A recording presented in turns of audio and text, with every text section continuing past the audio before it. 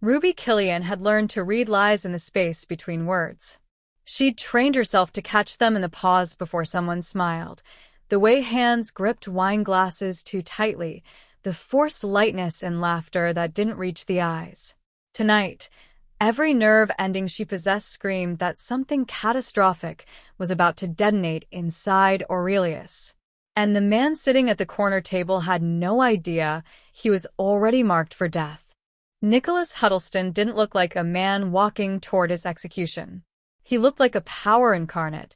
His dark hair slicked back perfectly, his tailored black suit catching the glow of crystal chandeliers as he leaned forward, completely focused on the woman across from him. Amanda Sparks, his girlfriend, wore elegance like armor. Auburn hair pulled into an immaculate bun, a black designer dress that probably cost more than Ruby's annual salary, and diamonds that caught the candlelight with every movement. They looked like the kind of couple that graced magazine covers. They looked untouchable. They looked in love. But Ruby had discovered something about Amanda Sparks exactly 6 days ago. Something that had turned her blood to ice every time she replayed it in her mind. She'd been in the ladies' room, hidden inside a stall, when Amanda had walked in speaking on her phone. The words had seared themselves into Ruby's memory like acid on glass. 3 years of playing the devoted girlfriend. 3 years of pillow talk and stolen passwords. Tonight, the FBI gets everything they need, and the Castellanos get everything they want. Nicholas Huddleston is finished. The door had closed, and Ruby had stood there trembling, knowing she'd just heard a death sentence being casually pronounced. Hit subscribe if you believe 3-year cons shouldn't go unpunished. Only manipulators and backstabbers won't. Comment exposed if you stand against people who weaponize trust and love to destroy lives. Let's see who's really paying attention to the truth. Now she moved through the dining room in her crisp uniform, white collar stark against black dress, a silver tray balanced perfectly on her palm, her eyes cataloging details that screamed wrongness.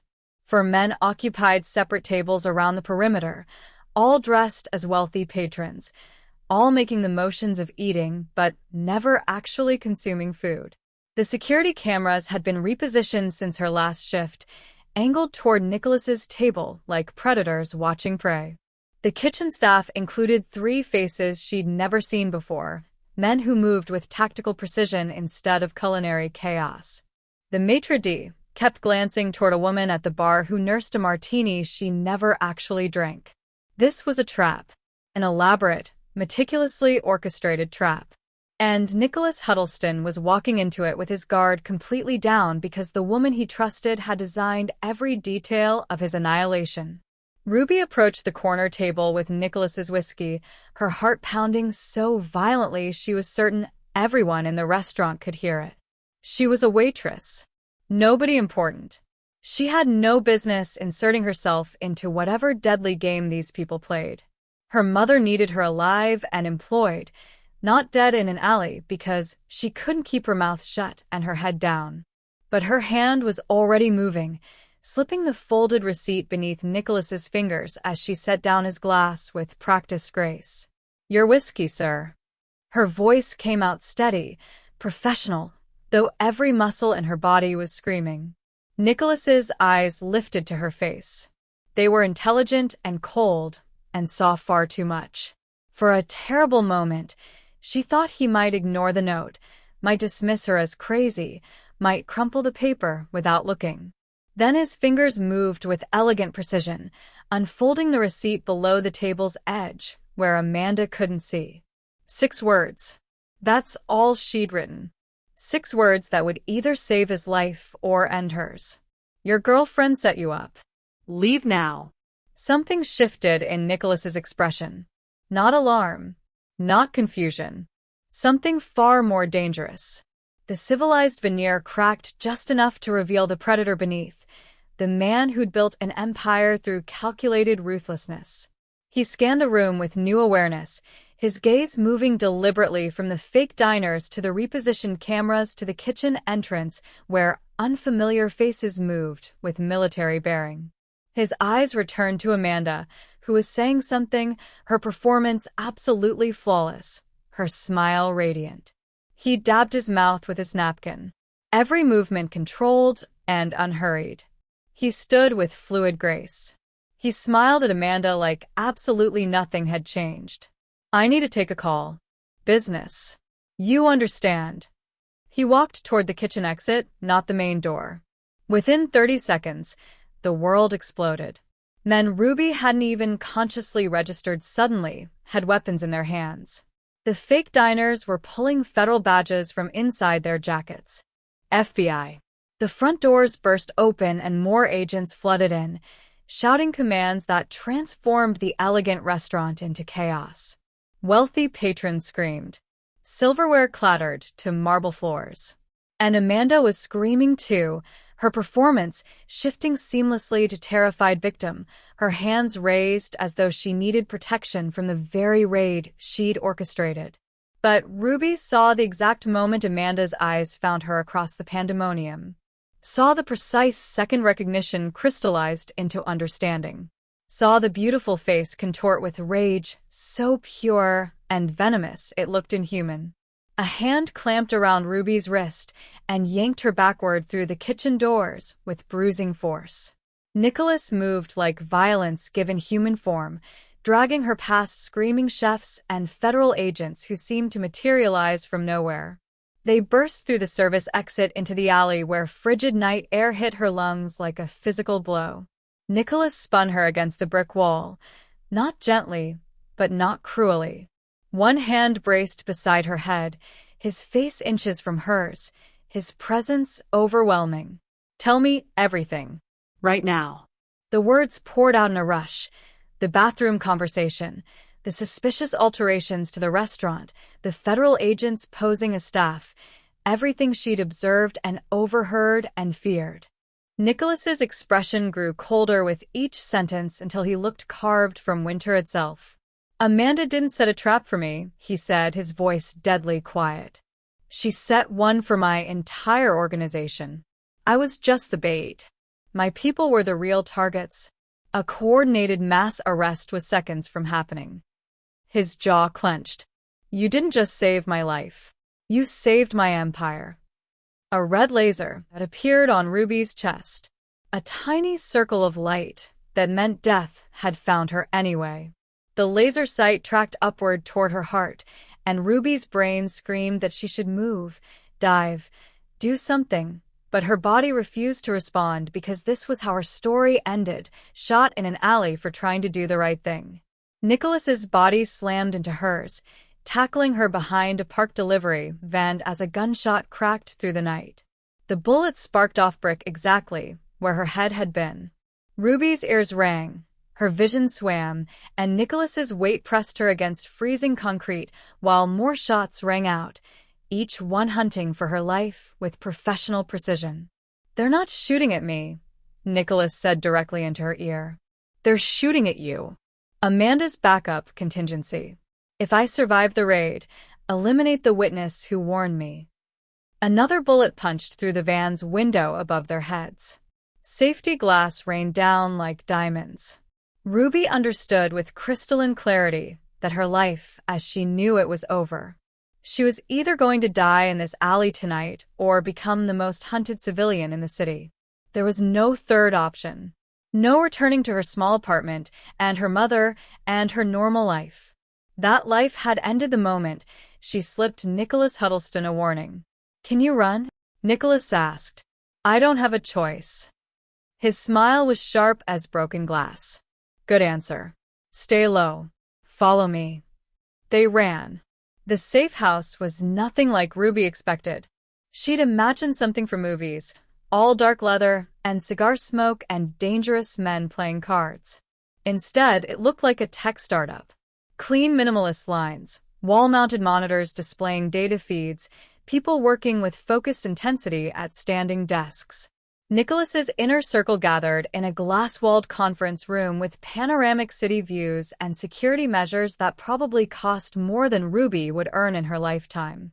Ruby's hands trembled as she lifted the whiskey glass onto her tray, the amber liquid catching the chandelier light like captured fire. Every survival instinct she'd honed over years of staying invisible screamed at her to walk past Nicholas Huddleston's table, to serve someone else, to pretend she'd seen nothing. Her mother's face flashed through her mind, pale against hospital pillows, hooked to machines that beeped with borrowed time. The experimental treatment cost more per month than Ruby made in 6. She needed this job. She needed to stay alive. She needed to be nobody. But her feet carried her forward anyway, toward the corner table where a man sat utterly unaware he was dining in his own carefully constructed tomb. She'd folded the receipt 3 times during her break, written the words in careful block letters with a pen that kept slipping in her sweating palm. 6 words. That's all she could risk. 6 words that would either save a dangerous man's life or end hers in an alley somewhere dark and forgotten. Ruby approached the table with the practiced grace of someone who'd learned to be scenery, background noise in other people's important conversations. Amanda was mid-sentence, something about a charity gala, her laugh musical and perfect. She didn't even glance at Ruby. Nobody ever did. "Your whiskey, sir." Ruby's voice came out steady, years of training holding firm even as her pulse hammered against her throat. She set the glass down with deliberate care, and in the same fluid motion, slipped the folded receipt beneath his fingers where they rested on the white tablecloth. Nicholas's eyes lifted to her face. Not the casual, dismissive glance most wealthy patrons gave the help, but something sharp and assessing. His gaze held hers for exactly 2 seconds, long enough for Ruby to see the predatory intelligence behind the civilized mask, short enough not to draw Amanda's attention. For a terrible moment, Ruby thought he'd ignore it. Thought he'd brush the paper aside without reading it, write her off as some desperate server trying to slip him her number, or a sob story. Then his fingers moved with elegant precision, unfolding the paper below the table's edge while maintaining perfect conversation with Amanda. Ruby turned to leave, her role completed, her fate sealed. She made it 3 steps before she felt it, the atmospheric shift that happens when someone truly dangerous becomes alert. She glanced back and saw Nicholas's expression change. Not fear. Not confusion. Something far more lethal. Recognition. His eyes scanned the restaurant with new awareness, cataloging the same details Ruby had noticed. The men who weren't eating, the cameras angled wrong, the kitchen staff who moved like soldiers. He returned his gaze to Amanda, who was still talking, still perfect, still utterly oblivious to the fact that her carefully laid trap had just been exposed. Nicholas wiped his mouth with his napkin, stood with unhurried grace, smiled at Amanda like nothing in the world had changed. "Business call. You understand how it is." He walked toward the kitchen exit, not the front door. Ruby's watch showed 9:47 p.m. At 9:48, federal agents burst through Aurelius's doors with weapons drawn, and Ruby's normal life ended forever. The first thing Ruby registered was the sound, not individual voices, but a wave of acoustic violence that shattered the restaurant's carefully cultivated atmosphere. Crystal chandeliers trembled. Wine glasses vibrated against marble tabletops. Then came the words, sharp and unmistakable. "FBI. Nobody move. Hands where we can see them." Ruby's body responded before her mind caught up, dropping into a crouch beside the service station as wealthy patrons erupted into chaos around her. A woman in diamonds screamed. A man in a $10,000 suit dove under his table. Silverware clattered to the floor like metallic rain. The fake diners she'd cataloged earlier moved with synchronized precision, revealing themselves fully now, badges displayed, weapons drawn, years of training evident in every economical movement. They weren't here for show. They were here for a coordinated takedown that had probably been months in planning. "Nicholas Huddleston, this is the Federal Bureau of Investigation. You are surrounded." But Nicholas was already gone. Ruby had watched him disappear through the kitchen doors 90 seconds ago. The agents were storming an empty table. Amanda Sparks, or whoever she really was, stood with her hands raised, her face a masterpiece of convincing terror. Tears tracked through her makeup in perfect lines. Her voice broke with exactly the right amount of fear as she called out, "Nicholas? Nicholas, what's happening?" She looked like the terrified girlfriend of a criminal, caught in circumstances beyond her understanding. She looked innocent. She looked like a victim. Ruby watched her scan the room with practiced efficiency, assessing the outcome of her operation even as she performed distress. Then Amanda's gaze locked onto Ruby across the chaos, and for one crystalline moment, the mask dropped completely. The beautiful face transformed into something cold and murderous. Recognition blazed in those carefully made-up eyes, followed immediately by calculation. Ruby saw her own death being planned in real time, watched Amanda's mind work through the problem she represented, the unknown variable, the witness who shouldn't exist, the server who'd somehow seen through 3 years of perfect deception. Amanda's lips formed words Ruby couldn't hear over the surrounding chaos, but she could read them clearly enough. "You're dead." Then a hand like iron clamped around Ruby's wrist and yanked her backward with enough force to nearly dislocate her shoulder. She barely managed to suppress a yelp as Nicholas Huddleston dragged her through the swinging kitchen doors into Hell's Own kitchen. The space beyond was pandemonium. Chefs shouted in 3 languages. Sous chefs abandoned searing pans that sent smoke billowing toward commercial exhaust hoods. Someone knocked over an entire rack of wine bottles that exploded against tile in a cascade of glass and Bordeaux. Federal agents poured through both service entrances, weapons drawn, shouting commands that nobody could distinguish from the general chaos. Nicholas moved through it all like violence given human form, dragging Ruby past stainless steel prep stations and industrial ovens that radiated heat like physical barriers. He didn't slow, didn't hesitate, didn't look back. His grip on her wrist was bruising but not cruel, the hold of someone who knew exactly how much force to apply to move a person without breaking them. They burst through the service exit into the alley, and the night air hit Ruby's lungs like ice water after drowning. Her vision swam from the temperature shock and the adrenaline crash, trying to drag her system into shutdown. Nicholas spun her against the brick wall.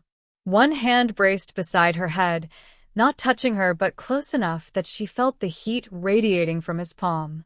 His other hand remained on her wrist, keeping her exactly where he wanted her. His face was inches from hers, and up close she could see that his eyes weren't black like she'd thought from across the dining room. They were a dark brown that looked black in low light, currently lit with a kind of controlled fury that came from someone who'd just discovered they'd been played. "Tell me everything." His voice was deadly quiet, the kind of calm that preceded catastrophic violence. "Right now." The words tumbled out in a breathless rush. Ruby told him about the bathroom conversation 6 days ago, about Amanda's voice discussing his funeral like a business transaction. She described the trap indicators she'd noticed tonight, the fake diners who never ate, the repositioned cameras, the unfamiliar kitchen staff who moved with military bearing instead of culinary chaos. With each sentence, Nicholas's expression grew colder, more controlled, more terrifying in its absolute stillness. 3 years, he said when she finished, his voice barely above a whisper. 3 years she spent in my bed, learning my routines, earning my trust, stealing my passwords. His jaw clenched once, the only outward sign of the rage Ruby could feel radiating from him like heat from a furnace. "Amanda didn't set a trap for me. She set one for my entire organization. I was just the bait to draw my people into position. A coordinated mass arrest was seconds from happening. Every key lieutenant, every important connection, everyone who makes my operation function." He released her wrist and stepped back slightly, though he kept her caged against the wall with his presence. "You didn't just save my life. You saved my empire." Ruby started, but the words died in her throat as a red appeared on her chest. Time slowed to a crawl. Ruby watched the laser sight track upward with dreamlike precision, a tiny circle of light, That meant death had found her anyway. Her brain screamed commands her body couldn't execute. Move, dive, run, do something. But fear had locked her muscles into paralysis. The laser sight settled directly over her heart. Nicholas's body slammed into hers with the force of a linebacker, taking her behind a parked delivery van as a gunshot cracked through the night like a physical blow to the air. Ruby's head hit concrete hard enough to make stars explode across her vision. The bullet sparked off brick exactly where her skull had been half a second ago, leaving a crater in the wall that would have been her face. More shots followed in rapid succession. Crack, crack, crack, each one hunting for her life with professional precision. Bullets punched through the van's thin metal above their heads. Safety glass from the windows exploded inward, raining down in glittering pieces that caught the alley's security lights like falling diamonds. Nicholas's weight pressed her against freezing concrete that leached heat through her uniform. His breathing was controlled, measured, utterly calm despite the gunfire systematically destroying their cover. "They're not shooting at me," he said directly into her ear, his voice barely audible over the sound of ricocheting bullets. "They're shooting at you." Amanda's backup contingency. "If I survive the raid, eliminate the witness who warned me." Another bullet tore through the van's passenger door 3 inches from Ruby's head. The metallic bang was deafening. Reality crashed down with crushing weight. Ruby understood with perfect, terrible clarity that her life, as she knew it, had ended the moment she'd folded that receipt. There was no going back to her apartment, to her morning routine, to serving drinks and staying invisible. She was either going to die in this alley tonight or spend the rest of her life running from people who had the resources and motivation to hunt her across continents. "Can you run?" Nicholas asked.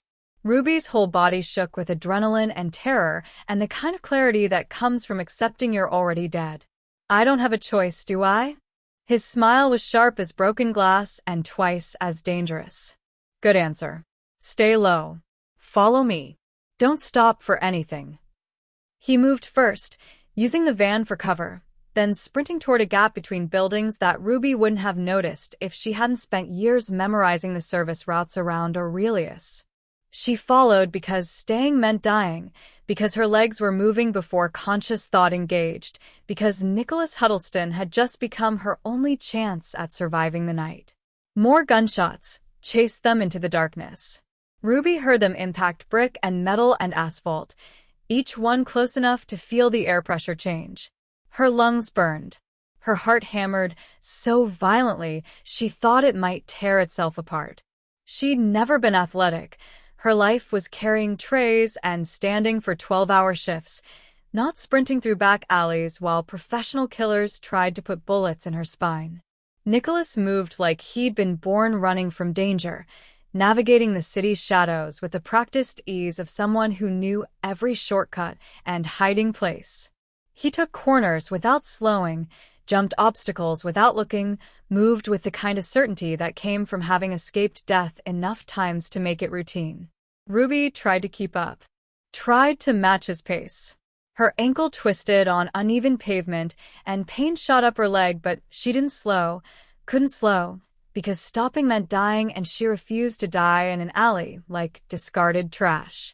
They burst out of the maze of service streets into a wider avenue where normal life continued obliviously, couples walking hand in hand, taxis cruising for fares, street vendors packing up for the night. Nicholas grabbed Ruby's arm and forced their pace down to a fast walk, just 2 people hurrying somewhere, nothing to see, nothing suspicious. Ruby's breathing came in ragged gasps that she tried desperately to control.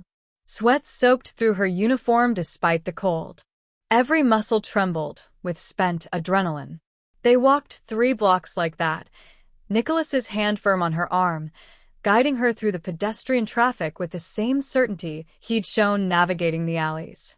Then he steered her toward a nondescript building wedged between a dry cleaner and a law office, its facade so aggressively boring that Ruby's eyes wanted to slide right past it. The door required a palm scanner and retinal verification, not the kind of security you put on a normal office building. The interior made Ruby's assumptions about Mafia headquarters die a quick death. She'd expected something from movies: dark leather furniture, cigar smoke, dangerous men playing poker and counting money. Instead, she walked into what looked like a tech startup crossed with a military command center. Clean, minimalist lines. Standing desks with multiple monitors. People working with focused intensity, their conversations clipped and professional. Wall-mounted displays showed data feeds and security camera footage from what looked like dozens of locations across the city. The lighting was bright and even, designed for productivity rather than atmosphere. Nicholas's inner circle was already gathering in a glass-walled conference room with floor-to-ceiling windows overlooking the glittering cityscape.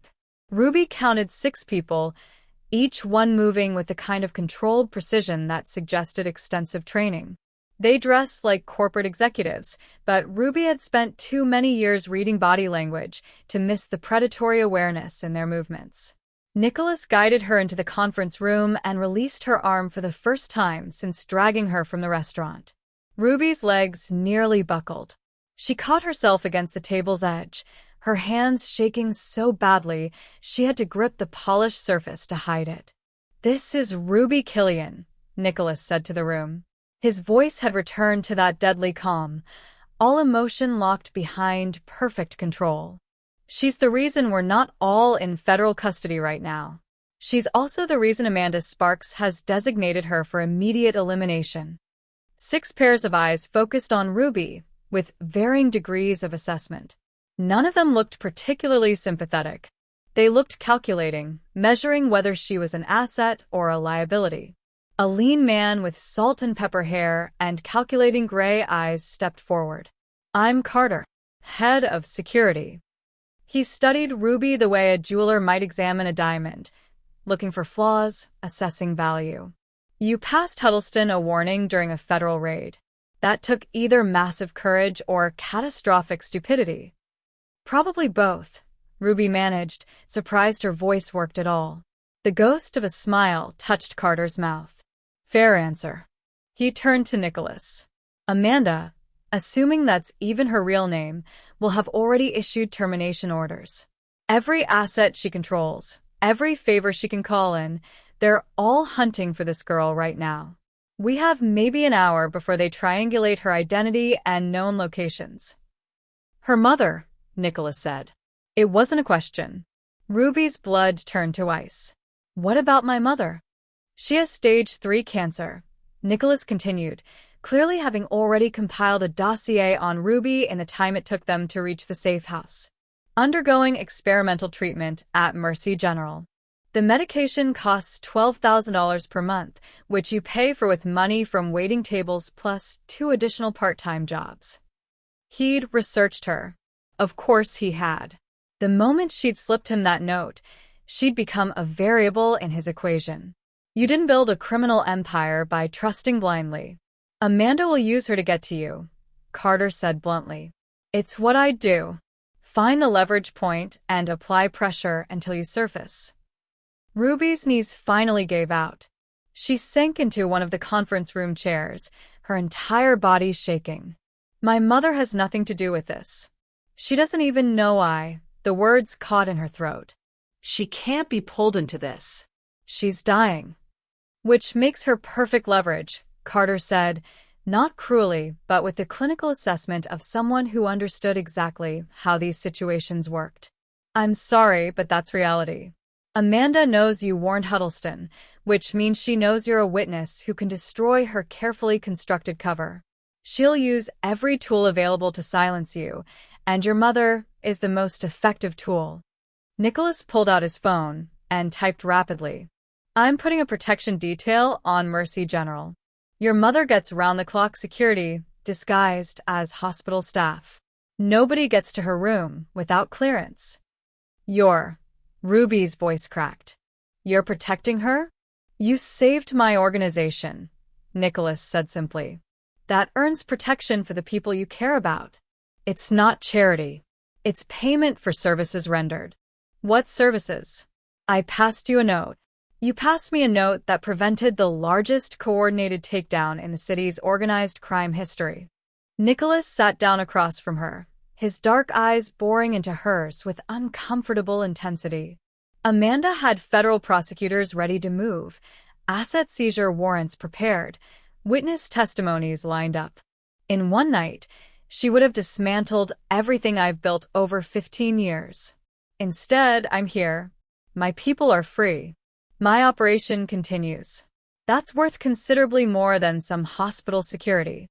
A woman with dark skin and sharp features spoke up from the end of the table. We need to understand the timeline. Ruby, when exactly did you overhear the bathroom conversation? 6 days ago, Ruby said. Last Thursday. Amanda came in while I was... She hesitated, then realized there was no point in maintaining dignity anymore. I was hiding in a stall. I have IBS, and sometimes I just need to sit somewhere quiet during my shift. Amanda walked in on a phone call. She was speaking softly, but the acoustics in that bathroom are perfect. I heard every word. And you didn't come forward immediately? The woman's tone wasn't accusatory, just curious. Come forward to who? Ruby's laugh came out bitter. The police? Excuse me, officer. I overheard a woman I know as Amanda Sparks planning to set up a Mafia boss for arrest. Best case, they think I'm crazy. Worst case, I end up on someone's hit list for interfering. I'm a waitress. I don't have the kind of life where I can afford to get involved in. She gestured helplessly at the room. Whatever this is. Then why did you get involved tonight? Nicholas asked quietly. Ruby met his eyes. Because this morning, my mother told me she's tired. She said the treatment isn't working, that she doesn't want to keep fighting if it's just prolonging the inevitable. She asked me if I thought she should stop. Her voice cracked, but she pushed through. I told her no. I told her to keep fighting because miracles happen. Because good things can still occur even when everything looks hopeless. And then I went to work tonight and watched you walk into that restaurant completely oblivious that the woman you trust was about to destroy you, and I thought. She had to stop, had to breathe, had to force the words past the tightness in her throat. I thought about how I'd feel tomorrow if I'd watched you die when I could have prevented it. I thought about telling my mother to keep fighting while I stood by, and did nothing when I saw something terrible coming. It felt like the same thing. Like choosing to give up because it was easier than fighting. She looked down at her trembling hands. So I fought. Even though I'm terrified. Even though I have no idea what I'm doing. I fought because my mother's still fighting, and I needed to be someone who deserved to ask her to keep going. The conference room was silent for a long moment. Finally, Carter spoke. Well, that's the most noble suicide attempt I've heard in 15 years of security work. Despite everything, Ruby almost laughed. The sound came out more like a sob. Nicholas stood, walking to the windows to look out at the city sprawling below them like a carpet of light. Amanda will move against you tonight. She can't risk giving us time to fortify your position or get you into protective custody. She's already activated her assets. They're searching for you right now. Then what do I do? Ruby asked. Hide? Run? I can't just disappear. My mother. Your mother gets protected whether you stay or go, Nicholas said firmly. That's already handled. The question is what you want. I don't understand what you're asking. Nicholas turned from the window. I can put you in witness protection. New identity, new city, new life. My lawyers can arrange it within hours. You'll be untouchable, invisible, safe. You'll never have to worry about Amanda or anyone else finding you. Ruby waited for the other shoe to drop. There was always another shoe. Or, she asked. Or you stay, Nicholas said simply. You help us finish this. You're the only person who can identify what Amanda said in that bathroom, the only witness to her real voice discussing the conspiracy. We need your testimony, your observations, everything you remember. Help us destroy her operation completely, and I guarantee you'll never have to run from anyone again. Because they'll all be dead or in prison? Because once Amanda's conspiracy is exposed and her organization is dismantled, there won't be anyone left who wants you dead. Carter leaned forward. He's not wrong, but he's glossing over the danger. If you stay, you'll be a target until we complete the takedown. Could be days. Could be weeks. You'll have protection, but protection isn't invincibility. You could still die. But my mother stays protected? Ruby asked. Your mother gets protection either way, Nicholas confirmed. That's not conditional. Ruby thought about her mother's words that morning. About choosing to fight even when the odds looked impossible. About being someone who deserved to ask others to be brave. She thought about the safe house apartment she'd be given, the new name, the life spent looking over her shoulder wondering if they'd found her. She thought about living as a ghost, invisible by design instead of by habit, spending decades jumping at shadows. She thought about Amanda's face when their eyes met across the chaos of the raid. The cold certainty of planned murder. No, Ruby said. The room went quiet. No. Nicholas's eyebrow lifted slightly. No, I'm not running. Ruby's voice grew steadier as the decision solidified. You said Amanda's been planning this for 3 years. 3 years of lying, manipulating, positioning herself to destroy you. I'm not giving her the satisfaction of making me disappear like I never existed. I'm not spending the rest of my life as someone else, hiding from a woman who thinks I'm too insignificant to matter. She stood up, her legs still shaky, but holding. I'm staying. I'm helping you finish this. And then I'm going back to my mother and telling her that I fought for something that mattered, even when I was terrified. Because that's what she's doing every single day with her treatment. Carter looked at Nicholas with something that might have been respect. She's either very brave or completely insane. Probably both, Nicholas said, echoing Carter's earlier assessment. A ghost of a smile touched his mouth. But I don't waste assets with your observational instincts, Ruby. You notice things trained professionals missed. That's valuable. Extremely valuable. He turned to Carter. Keep her close. Provide protection detail. Begin defensive training immediately. I want her capable of basic self-defense within 48 hours. And get our intelligence team working on Amanda's real identity. We need to know who she actually is, who she works for, and what her complete objective was beyond my arrest. Carter nodded, already pulling out his phone to issue orders. Nicholas looked back at Ruby. One condition before you commit to this. Your mother stays protected regardless of your choice, but if you stay and help us, I cover all her medical expenses. Every treatment, every medication, every specialist consultation. No limits. She gets the best care available, and you stop working 3 jobs to pay for it. Ruby's breath caught. Why would you do that? Because you're about to put your life on the line for my organization, Nicholas said simply. I don't ask people to take risks without compensation. And because your mother is the reason you passed me that note. She's the reason you chose to fight instead of hide. That makes her medical care a business expense. He stepped closer, his dark eyes serious. But understand what you're agreeing to. Amanda Sparks, whoever she really is, has spent 3 years building her trap. She has resources, connections, and contingency plans we probably haven't even discovered yet. Exposing her means going to war with someone who's been planning this operation longer than most people plan their weddings. This won't be clean. This won't be safe. People might die. People might die if I run too, Ruby pointed out. At least this way, I'm fighting back. Good, Nicholas said. Then welcome to the war. Your first assignment is working with our intelligence team.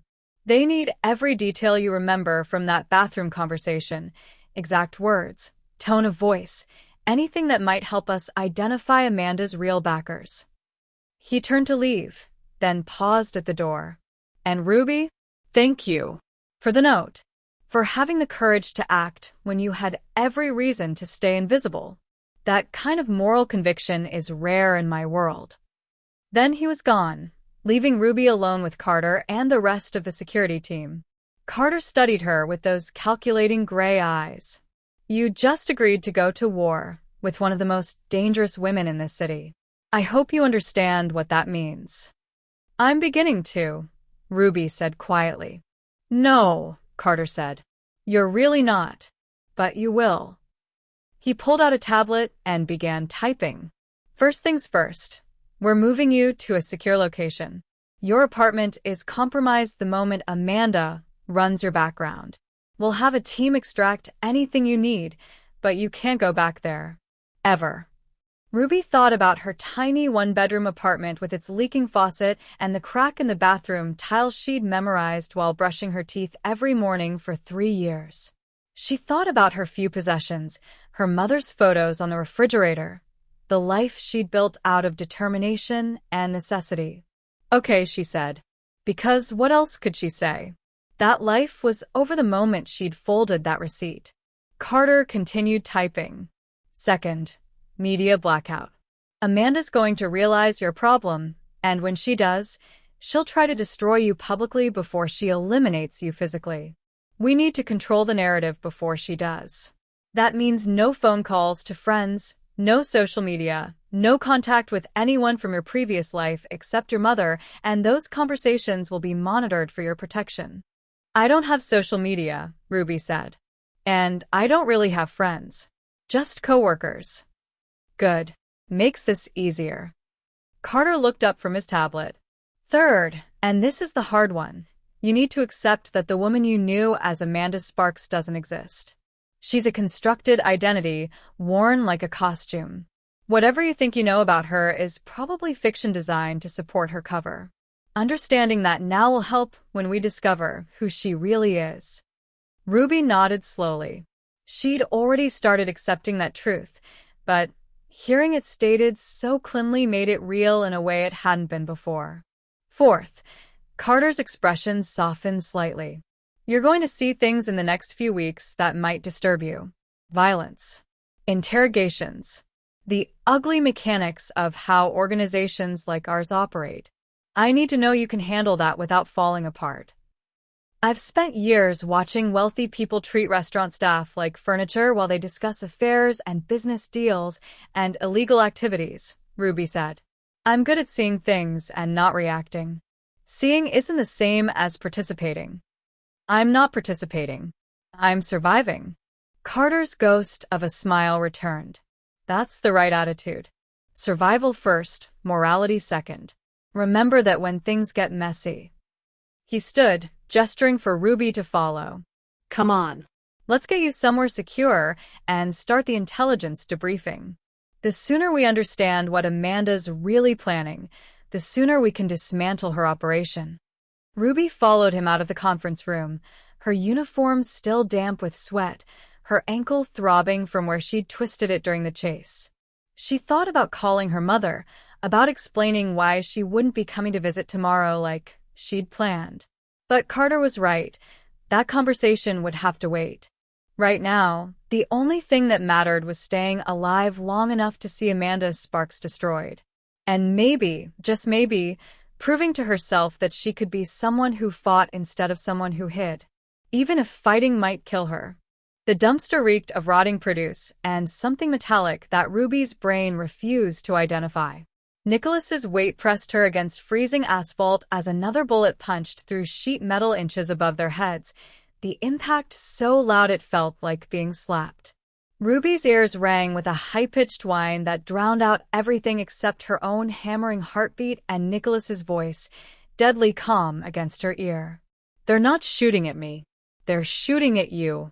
Amanda's contingency plan. If I escape, eliminate the witness who warned me. The words carved themselves into Ruby's consciousness with surgical precision. This wasn't random violence. This was professional execution, and she was the target. Her breath came in shallow gasps that fogged in the cold air. Her entire body shook with adrenaline and terror and the crushing weight of understanding that her normal life had just ended. There was no apartment to return to, no shift tomorrow at Aurelius, no quiet morning coffee while checking on her mother.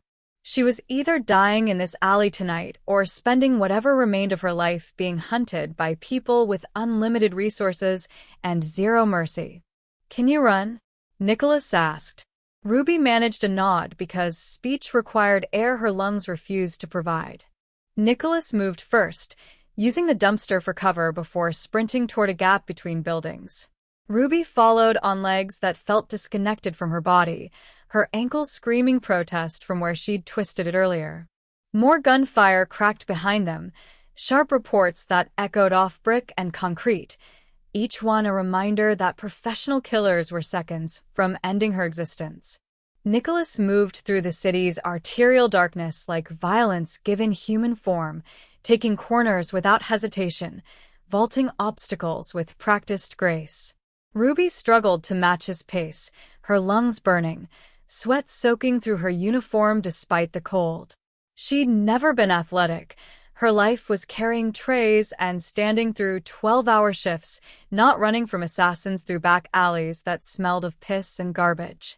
They burst onto a wider street where normal life continued obliviously. Nicholas forced their pace down to a fast walk, just two people hurrying somewhere, nothing suspicious. His hand remained firm on her arm, guiding her through pedestrian traffic with absolute certainty. 3 blocks later, they reached a building so aggressively nondescript that Ruby's eyes wanted to slide past it. The entrance required biometric verification, palm scanner, and retinal scan, not the kind of security on normal offices. Inside destroyed every assumption Ruby had about Mafia headquarters. No leather furniture or cigar smoke or dangerous men counting money. Instead, a tech startup aesthetic, standing desks with multiple monitors, people working with focused intensity, wall-mounted displays showing security feeds from across the city. The lighting was bright and professional, designed for productivity rather than atmosphere. Nicholas's inner circle gathered in a glass-walled conference room overlooking the glittering cityscape. Ruby counted 6 people, each one moving with controlled precision that suggested extensive training beneath their corporate executive appearance.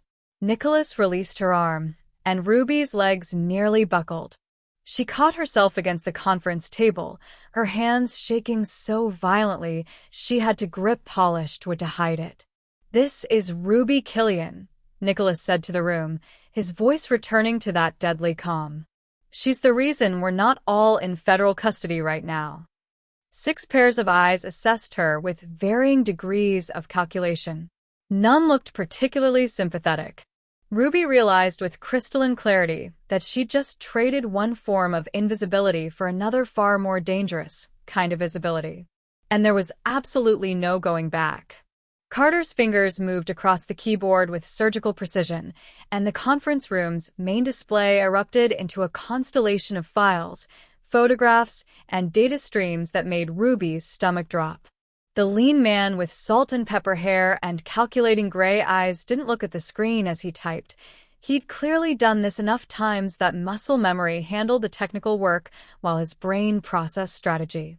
"Amanda Sparks," Carter said, his voice carrying the clinical detachment of someone delivering a medical diagnosis, "doesn't exist." The first photograph appeared, Amanda at a charity gala 3 years ago, wearing emerald silk and diamonds, her smile radiant as she spoke with Nicholas beside a champagne fountain. Ruby recognized that smile. She'd seen it tonight across candlelit dinner, had watched it remain perfect even as federal agents stormed the restaurant. "That's Sofia Castellano," Carter continued, pulling up a second image, younger, different hair color, but unmistakably the same bone structure, the same elegant features. Daughter of Dominic Castellano, who's been waging a shadow war against the Huddleston organization for the better part of a decade. Nicholas's expression didn't change, but Ruby saw his hands tighten on the back of his chair, knuckles going white against dark leather. More files cascaded across the screen. Financial records, travel documents, surveillance photographs spanning years. Carter narrated with the efficiency of someone who'd spent the last 2 hours compiling a dossier on a woman who'd successfully deceived them all. 3 years ago, she was inserted into your life at the Meridian Foundation benefit. The chance meeting near the auction tables? Orchestrated. Your mutual friend who introduced you? Castellano asset. The wine you spilled on her dress that started your first real conversation? She positioned herself in your path and timed it perfectly. Ruby watched Nicholas's face as each revelation landed. He looked carved from winter, cold, hard, utterly controlled. But she'd spent years reading micro-expressions in wealthy patrons, and she caught the tiny tells. The muscle twitching in his jaw. The way his breathing had gone too controlled, too measured. This wasn't just professional betrayal. This was personal devastation being processed in real time. Every intimate moment was reconnaissance, Carter said, pulling up phone records, data transfers, access logs that painted a picture of systematic intelligence gathering. Every password you shared, every routine she observed, every vulnerability you revealed, all documented and transmitted. She's been feeding strategic intelligence to federal investigators while simultaneously positioning her father's organization to absorb your territory the moment you fell. A new file opened, FBI correspondence, carefully redacted but still damning. Ruby leaned forward, trying to make sense of the legal terminology and coded references. The federal raid tonight wasn't designed to actually imprison you, Carter explained, highlighting specific passages. It was theater. Coordinated chaos meant to look like standard law enforcement while systematically destroying your organization's infrastructure. Your key lieutenants would be arrested on fabricated charges. Your financial assets would be frozen during investigation. Your connections would scatter to avoid association. Within 48 hours, your empire would be a smoking crater. He pulled up another image, Amanda in a different context, speaking with men Ruby didn't recognize. And Sophia would emerge as the traumatized girlfriend who narrowly escaped her dangerous boyfriend's criminal world. She'd inherit sympathy, possibly some of your legitimate assets, and her father's organization would absorb your territory while everyone was distracted by your prosecution. 3 years, Nicholas said quietly. His voice carried no emotion, which somehow made it more terrifying than if he'd been shouting. She spent 3 years in my bed, learning my routines, stealing my passwords, planning my funeral. Carter nodded. It's one of the most sophisticated long-term infiltration operations I've seen outside of intelligence agencies. She's not just Castellano's daughter, she's trained. Probably spent years preparing for this kind of assignment before they deployed her. Ruby found her voice, though it came out smaller than she'd intended. But I warned him. So what happens now? Does she just try again? No, Carter said, his expression grim. Now she has a much bigger problem. You're a witness to her real voice, her real intentions. You can identify what she said in that bathroom, evidence that could unravel her entire cover story. The federal investigators think they're working with a genuine informant trying to take down organized crime. If they discover she's actually a Castellano asset using them as weapons against a rival organization, their entire case collapses and they look like fools. He turned to Ruby, and his eyes held something that might have been respect mixed with pity. Which means you're not just a loose end to her anymore. You're an existential threat to a 3-year operation that cost millions in resources and planning. She won't stop hunting you until you're dead or she is. The room fell silent except for the quiet hum of electronics and the distant sounds of the city filtering through reinforced windows. Ruby thought about Amanda's face across the chaos of the raid. The cold calculation in those eyes as they'd locked onto her. She'd thought it was simple murder then. Now she understood it was something far more desperate. The fury of someone watching years of careful work threatened by a waitress who'd overheard one phone conversation. Without your warning, Carter said, looking at Nicholas, we'd all be in federal custody right now. The Castellanos would own this city by morning, and Sophia would be untouchable, protected by law enforcement who think she's their star witness. Nicholas's hands slowly released the chair. When he spoke, his voice carried the kind of controlled fury that preceded catastrophic violence. Find everything. Every identity she's used, every connection she's made, every piece of her father's organization that touches this city. I want to know who trained her, who funded her, who knew about this operation. He turned to Ruby, and for the first time since the alley, something almost human flickered in his dark eyes. You saved more than my life tonight. You saved my empire from being handed to my worst enemy on a silver platter. That earns you more than protection. It earns you revenge, if you want it. Ruby thought about 3 years of elaborate deception. About a woman who'd weaponized intimacy and trust with the cold efficiency of a professional assassin. About the casual cruelty required to spend 1,000 nights next to someone while planning their destruction. I want her exposed, Ruby said quietly.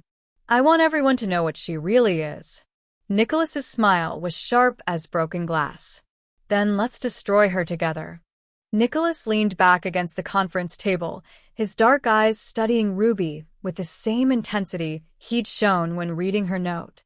The city glittered behind him through floor-to-ceiling windows, a carpet of light that represented everything he controlled and everything Sofia Castellano had tried to take from him. I can put you in witness protection, he said, his voice carrying the same matter-of-fact tone he might use to discuss dinner reservations. New identity, new city, new life. My lawyers can arrange it within hours. Federal cooperation in exchange for your testimony. You'll be untouchable, invisible, safe. You'll never have to worry about Sofia or anyone else finding you. Ruby waited for the catch. There was always a catch. My organization covers all costs, Nicholas continued. Relocation, housing, monthly stipend until you're established. Clean break from everything.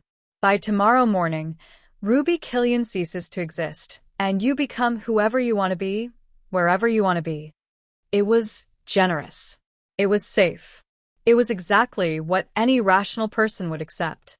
Ruby opened her mouth to say yes, to thank him for the lifeline, to grab the escape route with both hands. Different words came out. No. The room went silent. Carter stopped typing mid-sentence. The older operative with scarred knuckles looked up from his phone. Even the ambient hum of electronics seemed to pause. Nicholas's eyebrow lifted slightly. No. No, Ruby repeated, surprised by the steadiness in her own voice. My mother has stage 3 cancer. Her treatments are experimental and expensive. I can't just disappear. She needs me. She needs to see me, to know I'm okay, to have something to fight for besides just surviving another round of chemotherapy. She stood, her legs still shaky but holding. The words came faster now, fueled by 3 years of watching terrible things happen while staying silent, watching powerful people hurt others while she served their drinks and pretended not to notice. And Sofia already knows I helped you. She's smart. She'll paint me as your accomplice, frame me as part of your organization, destroy my mother's care facility placement to punish me. She'll turn me into a headline villain to protect her cover story. Running means hoping she forgets I exist, that she's too busy salvaging her operation to hunt down one insignificant waitress. Ruby's hands clenched into fists. I'm done hoping. I'm done being insignificant. I'll make sure she can't touch me by finishing what she started properly. Carter looked at Nicholas with something that might have been impressed surprise. The older operative with the scarred knuckles grinned like he was watching something unexpected and delightful unfold. Nicholas studied her for a long moment, his expression unreadable. Then he pushed off from the table and closed the distance between them until he stood close enough that Ruby had to tilt her head back to maintain eye contact. You're braver than most of my trained operatives, he said quietly, and possibly insane. But I don't waste assets with your observational instincts. He glanced at Carter. Keep her close. Begin defensive training immediately. I want her capable of basic self-defense within 48 hours. And coordinate with intelligence on the bathroom conversation.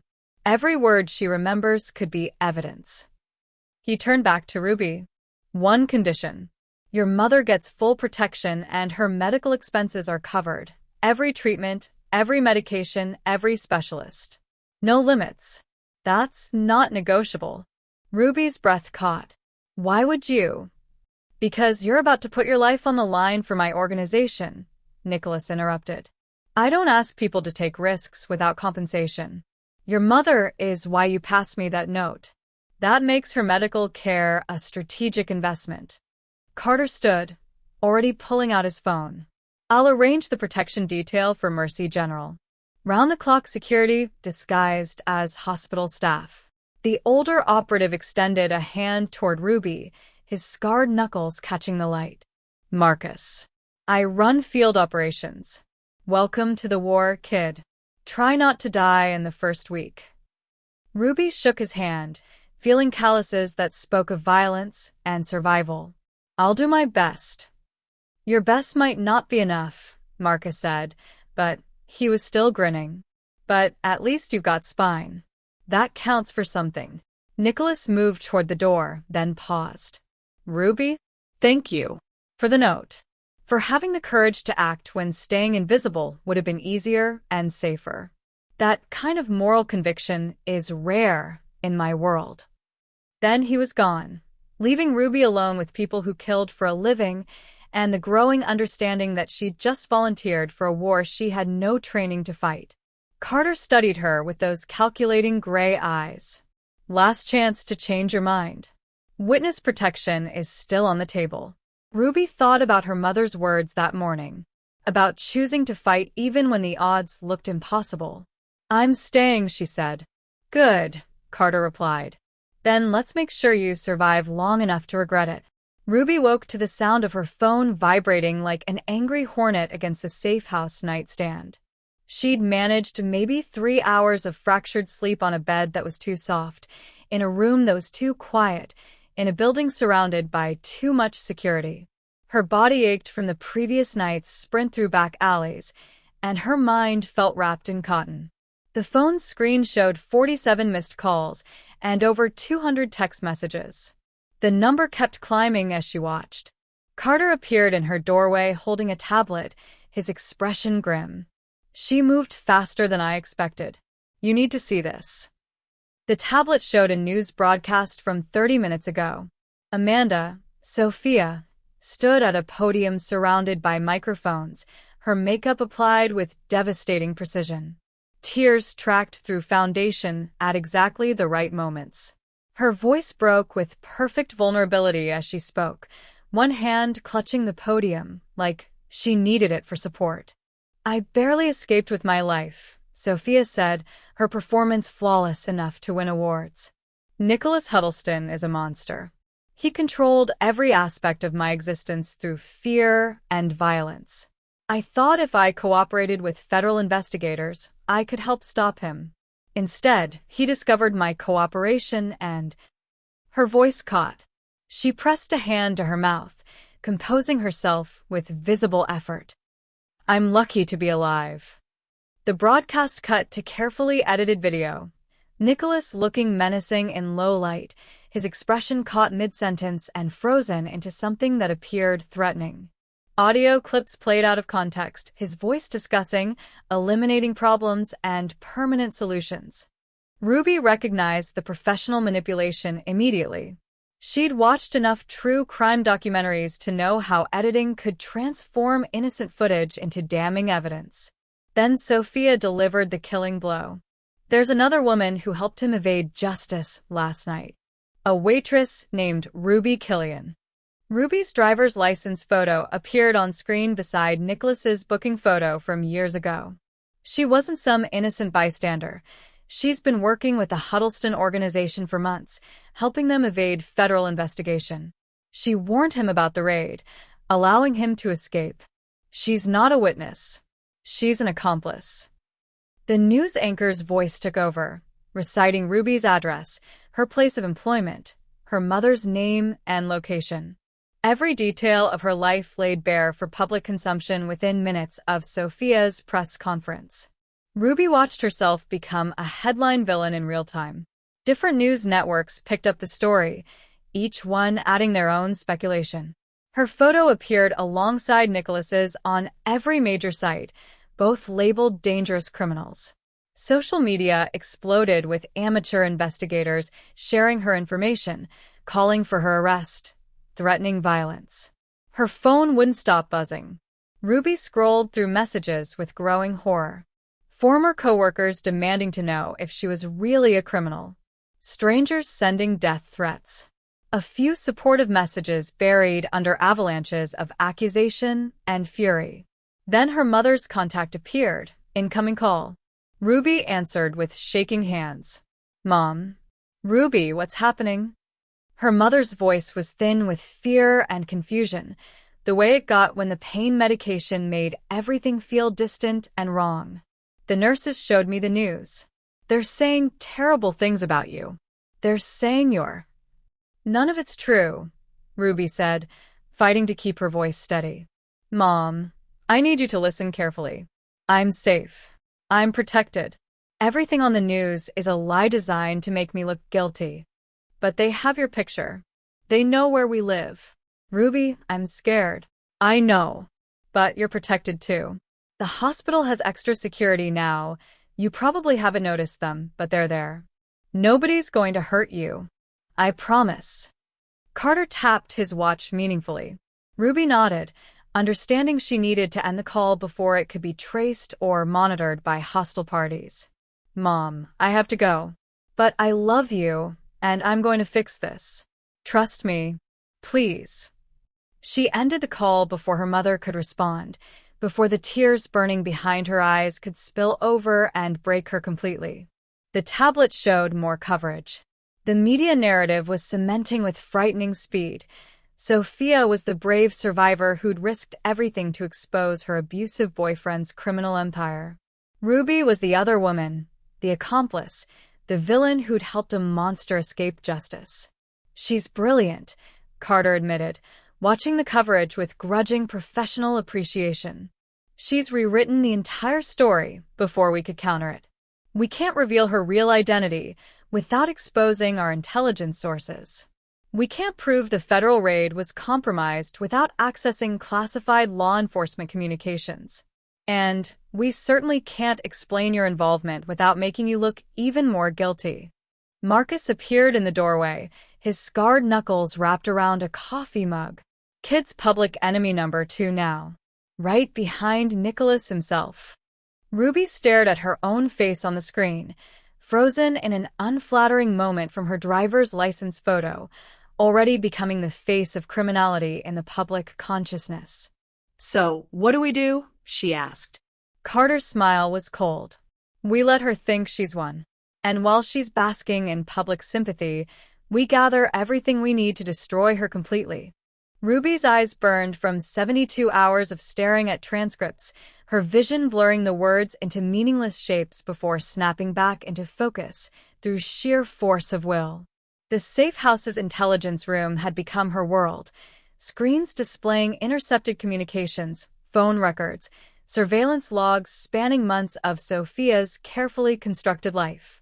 Carter's team had pulled everything they could access without triggering federal attention, and now Ruby sat surrounded by the digital footprints of a woman who'd spent 3 years pretending to be someone else. Her waitressing instincts kicked in unexpectedly. The same skill that let her remember which regular ordered their martini dirty and which wanted it with a twist, the ability to track patterns in chaos, to notice when someone's usual behavior shifted even slightly. She'd spent years cataloging the tiny consistencies that revealed truth beneath polished surfaces.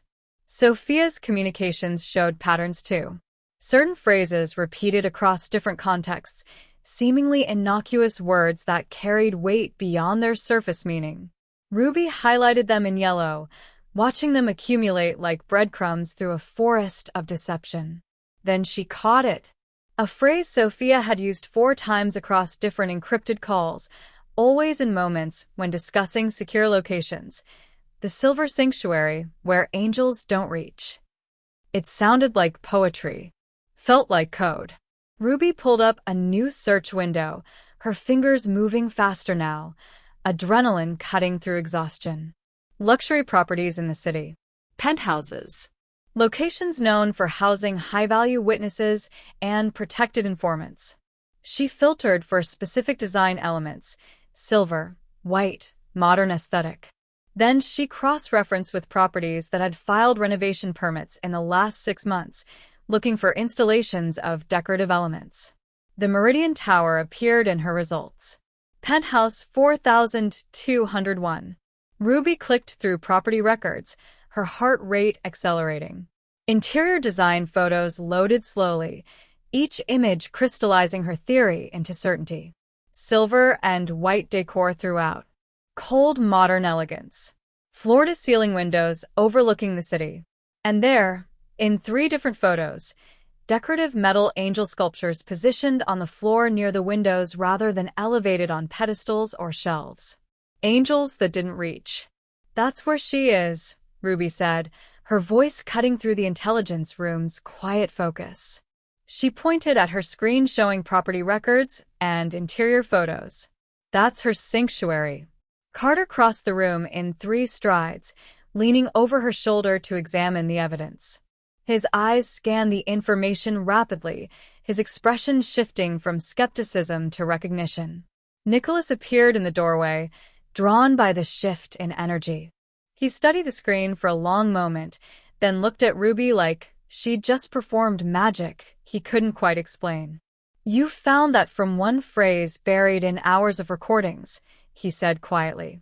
"I'm good at noticing things people assume don't matter," Ruby replied, surprised by how steady her voice sounded.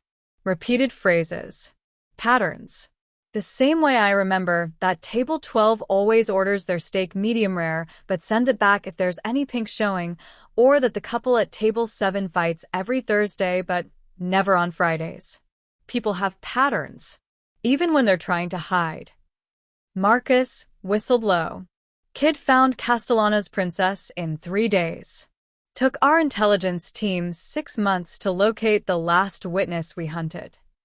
Carter pulled up building schematics, security camera positions, entry and exit routes. His fingers moved across the keyboard with practiced efficiency. Meridian Tower is a known federal safehouse location.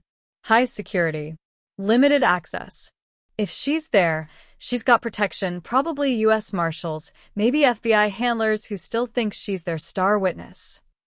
"Which means we can't just storm in shooting," Marcus said, though he sounded disappointed by that reality. Nicholas studied the building plans with predatory focus. "No." "But we can prepare. Gather everything we need to expose her, documentation, recordings, evidence of her real identity. When we move, it needs to be decisive. One shot to destroy her completely." He turned to Ruby, and something that might have been respect flickered in his dark eyes. 3 days ago, you were serving drinks. Now you're conducting intelligence analysis that my trained operatives couldn't accomplish. I'm beginning to understand why you refused to run." Ruby thought about the last 72 hours, learning to read encrypted communications, studying surveillance techniques, absorbing information about a world she'd only witnessed from the margins. Her brain hurt. Her eyes burned. Her body ached from Carter's brutal crash course in self-defense. But she'd found Sofia Castellano's hiding place through nothing but pattern recognition and the same observational skills that had kept her employed through years of serving people who treated her like furniture. "I'm tired of being invisible," Ruby said quietly. "Turns out, being seen means people actually have to deal with the consequences when I notice things." Nicholas's smile was sharp as broken glass. "Good. "Because we move tonight. And this time, we bring evidence that destroys her empire while the whole world watches."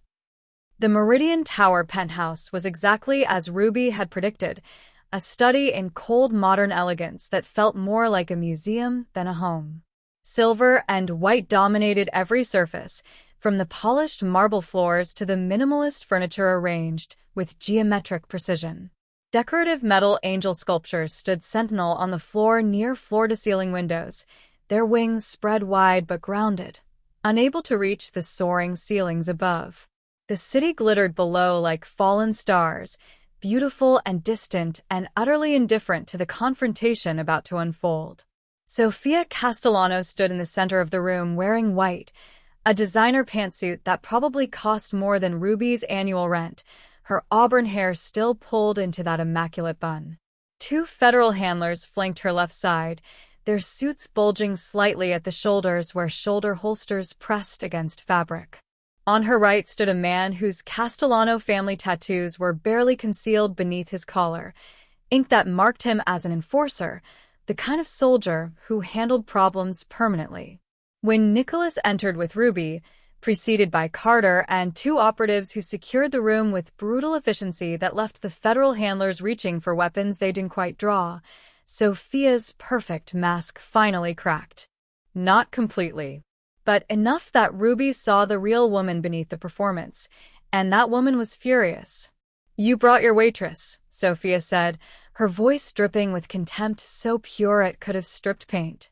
"How appropriate. The nobody who thinks she matters." "She's the reason you're about to lose everything," Nicholas replied, his voice carrying that deadly calm Ruby had learned meant he was at his most dangerous.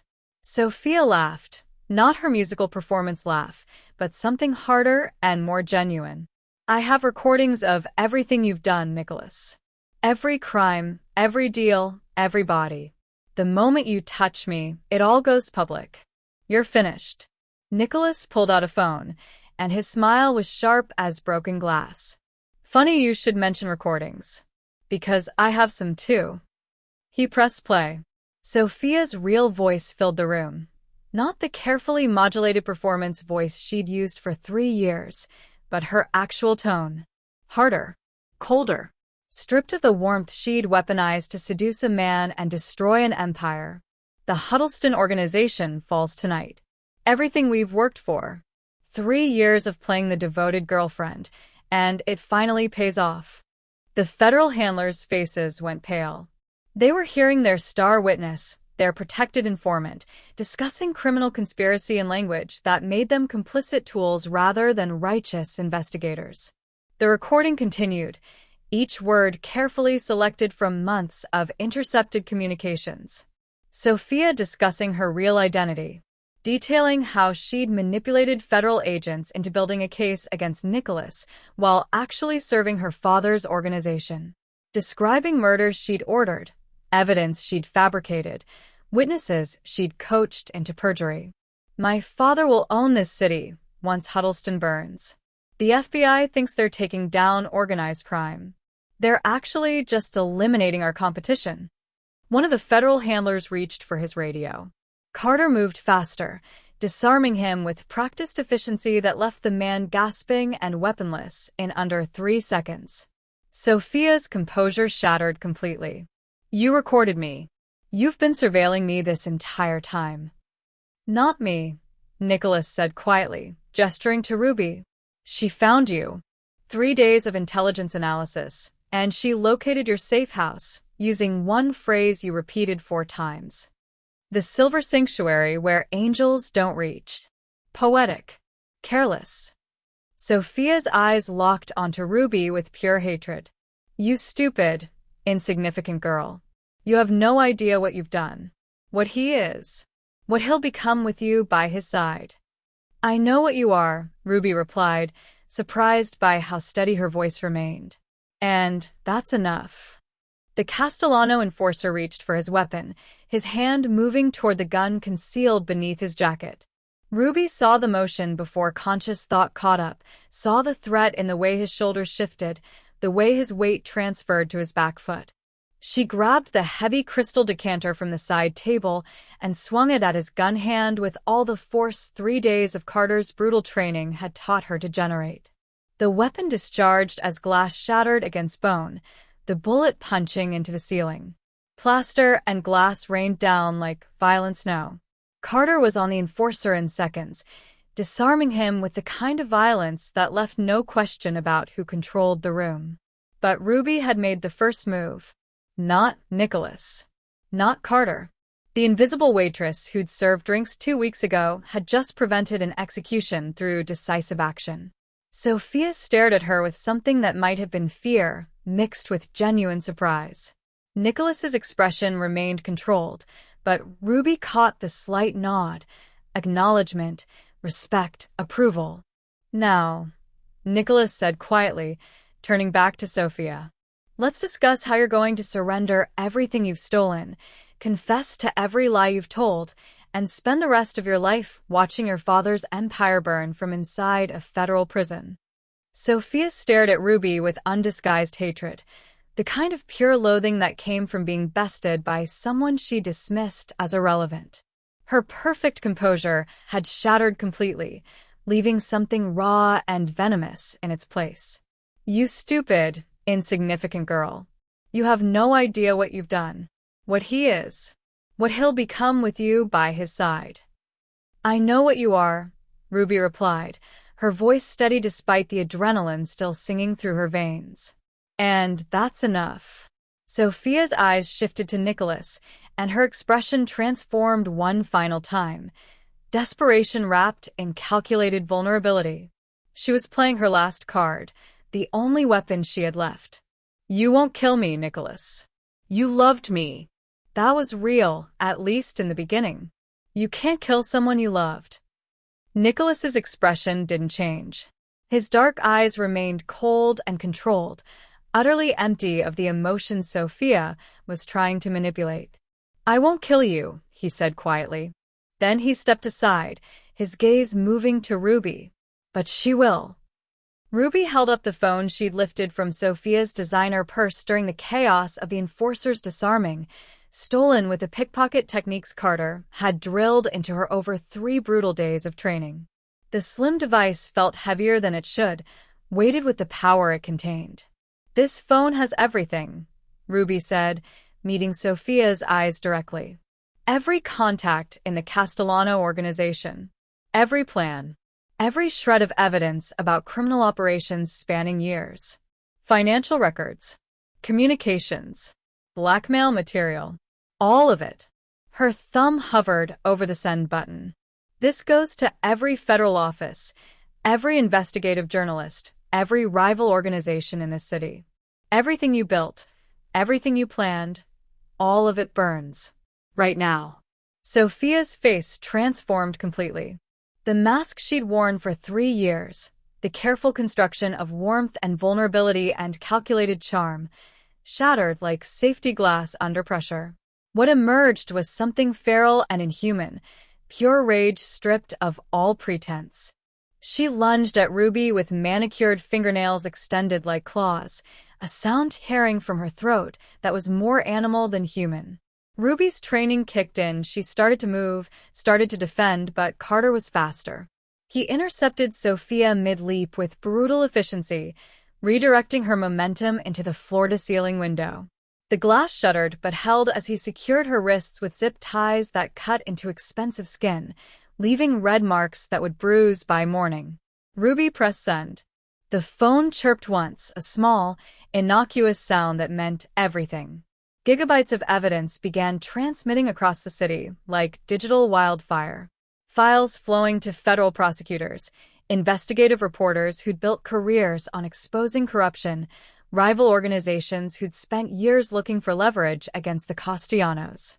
Every secret Sophia had protected, every plan she'd carefully constructed, every piece of her father's criminal empire, all of it burning in real time. Sophia screamed. Not words, just pure fury echoing off the penthouse's cold surfaces, raw and desperate and utterly impotent. You destroyed everything. Everything I built. 3 years. 3 years of work. No, Ruby said quietly, lowering the phone. I just showed everyone what you already were. The federal handlers were already moving, making calls, trying to salvage something from the catastrophic exposure of their compromised investigation. One of them looked at Ruby with something between respect and horror. Do you have any idea what you just did? Yes, Ruby said simply. I told the truth. 3 weeks later, Ruby stood beside Nicholas in his private office, floor-to-ceiling windows overlooking the city at night. The view was different from up here. Not the ground-level perspective she'd known her entire life, but the elevated vantage point of someone who shaped outcomes instead of serving them. Sophia Castellano sat in federal custody facing charges from multiple jurisdictions. The media had torn her apart with the same enthusiasm they'd used to build her up as a heroic survivor. Her father's organization had fractured under the exposure, torn apart by federal investigation and rival families who'd sensed weakness, and struck with predatory efficiency. Ruby had transformed from invisible waitress to Nicholas's chief intelligence analyst. She'd been offered witness protection 4 times in the last 3 weeks. For times she'd declined. She'd chosen danger and power over the safety of anonymity, and she couldn't quite explain to herself why that felt more honest than hiding. Her mother's cancer treatment was fully funded now, with specialists who flew in from across the country to consult on her case. The experimental medication was working. Not a cure, but progress. Hope measured in incremental improvements and test results that trended toward life instead of death. Nicholas finally asked the question that had been waiting between them since the night at Aurelius. "Why did you pass me that note? You could have walked away. Stayed invisible. Stayed safe." Ruby looked out at the city lights spreading below like fallen stars, dangerous, beautiful, full of secrets and stories that most people would never know. "Because I spent my whole life training myself not to be seen, not to matter. I watched terrible things happen and told myself it wasn't my business. That night, I was tired of disappearing. I wanted to be someone who changed the outcome instead of someone who just served drinks while the world burned." "And now?" Nicholas asked. Ruby thought about going back to carrying plates and pretending not to notice things.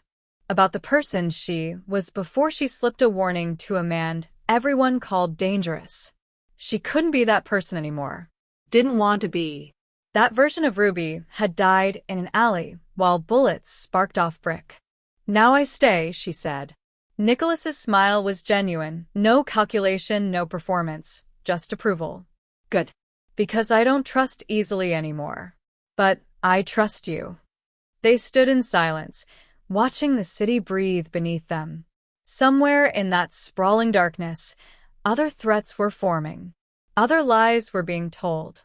Other empires were plotting in shadows, planning their own elaborate deceptions and careful betrayals. But tonight, Ruby had claimed her transformation. Not through violence or ruthlessness, but through the courage to be seen. Choosing to matter when staying invisible would have been safer. The city glowed below, dangerous, beautiful, and now partially hers to navigate. She'd never serve another drink, never train herself to be forgettable, never watch terrible things unfold while pretending she hadn't noticed. Ruby Killian had finally learned to stop disappearing, and she had no intention of ever becoming invisible again. Thank you for watching this story to the end. If you enjoyed this story, you will surely love the next one. It's as crazy and more intriguing as you can ever imagine. So, do check it out.